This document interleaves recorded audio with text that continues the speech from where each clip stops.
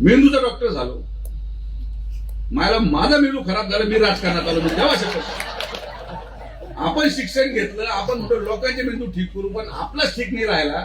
आपण आलो इथं राजकारणामध्ये मतं मागायला. आपल्याला वाटलं कामातून मतं मिळतील, कामं केले.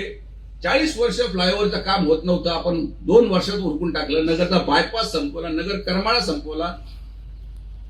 40,000 कोटीचे काम मी संपवले मतं मागायच्या अगोदर.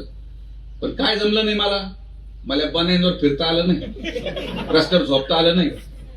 जे काम ग्रामपंचायतच्या शिपाईचं औषधी फवारणी ते जर लोकप्रतिनिधी करायला लागले तर मग सदस्यांनी काय निवडणूक लढवायची का? ही ऍक्टिंग आपल्याला जमली नाही. खोटे शब्द आपण दिले नाही. ज्या लोकांनी घोषणा केल्या की प्रत्येक तालुक्यामध्ये आपण एमआयडीसी आणू, त्यांच्याच तालुक्याची एमआयडीसीला तो नको अशी परिस्थिती.